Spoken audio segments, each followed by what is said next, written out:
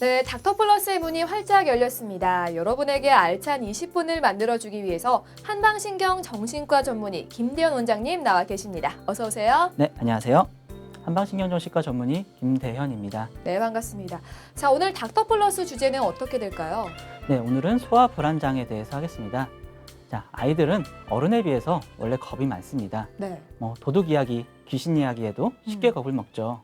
이러한 겁처럼 불안 역시 아이가 위험하고 위협적인 상황에서 느끼는 정상적인 정서입니다. 하지만 현실적으로 위험이 거의 없는 상황이나 그러한 대상에게 지나치게 강한 불안이나 공포를 느낀다면 우리가 불안장애라고 말할 수 있는데요.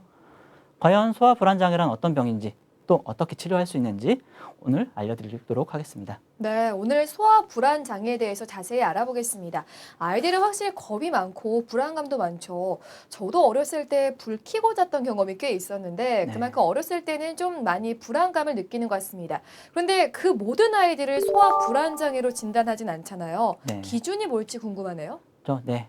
아이가 매사에 걱정이 많고 지나치게 불안해하거나 죽음, 귀신, 악몽과 같은 그런 것들을 다른 아이들에 비해서 심하게 두려워하고 부모와 떨어져 있는 것을 못하고 유치원이나 학교에 가지 않으려고 한다면 소화 불안 장애로 진단합니다. 근데 소화 불안 장애도 종류별로 나눠볼 수 있을 것 같아요. 어떻게 구분할 수 있을까요? 네, 먼저 범불안 장애라고 말하는 것이 있는데요. 네. 다양한 상황에서 만성적으로 불안해하고 과도한 걱정을 하는 걸 말합니다. 또 분리불안 장애라고 많이 들어보셨을 텐데요. 이는 엄마를 비롯해서 어떤 애착 대상과 떨어지는 것에 대해서 심한 불안을 보이는 것을 말합니다. 자, 공포증이라고 얘기하는 것이 있는데요. 또 네네. 어떤 대상이나 상황에 대해서 강렬한 공포를 느끼는 것을 말합니다. 자, 세부적으로 본다고 하면 광장공포증, 특정공포증, 자, 사회공포증으로 구분합니다. 자, 광장공포증이란 거는 광장뿐만 아니라 어떤 대중교통수단이나 혹은 폐쇄된 공간, 엘리베이터 같은 곳도 있겠죠. 네. 혹은 개방된 공간, 군중 속과 같은 특정한 장소나 상황이 되면 공포를 느끼는 것을 말합니다. 자, 특정공포증이란 것은 자, 동물이나 혹은 네. 자연환경, 어떤 상황에 대해서 불안과 공포를 느끼는 걸 말하고요. 네네. 사회공포증이란 것은 다른 사람과 대화를 하거나 혹은 내가 관찰당하는 상황 혹은 연설을 하거나 발표를 하는 그러한 다른 사람과 상호작용을 하는 그러한 사회적 상황을 두려워하고 회피하는 것을 말합니다.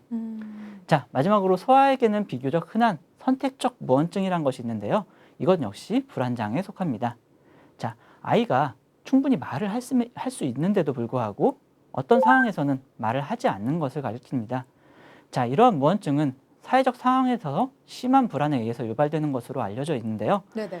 자, 선택적 무언증을 가진 아이는 대부분 선천적으로 불안에 민감한 기질을 지니면서 이들 중 20에서 30%는 말더듬을 비롯해서 언어적 장애를 지니는 것으로 보고되고 있습니다. 아, 언어적인 장애까지요. 종류가 굉장히 다양하네요. 근데 아직 어린 아이들이잖아요. 이런 아이들이 왜 이런 불안 장애 같은 문제를 겪게 될까요?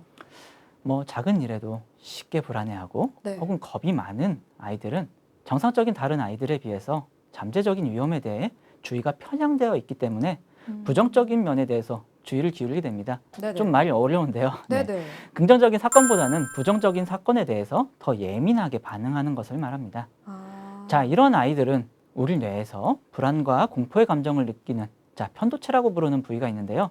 이곳의 성장이 미숙해서 발생합니다. 자, 선천적으로 편도체가 성장이 미숙하고 예민한 아이들이 있는데요. 이런 아이들은 어릴 적부터 유난히 겁도 많고 새로운 경험을 하는 걸 두려워하죠. 자, 결론적으로 불안과 공포는 편도체의 과흥분으로 인한 결과로 볼 수 있습니다. 그러니까 이렇게 선천적으로 겁이 많고 새로운 것을 두려워하는 아이들이 있다는 거는 그야말로 타고난 기질이 있다란 말인 거잖아요. 네. 근데 한의학에서는 이런 타고난 기질을 바꿀 수 있다고 보나요? 없다고 보나요? 네, 기질이라는 것이 어떤 정의상 네. 쉽게 변하지 않는 것을 사실 의미합니다. 네네. 일단 타고난 기질은 바꾸기도 어렵기도 하지만 굳이 바꿀 필요도 없습니다. 그래요? 네, 우리 불안이라는 것이 어떤 위험을 피하게 하는 순기능이 있기 때문인데요. 네.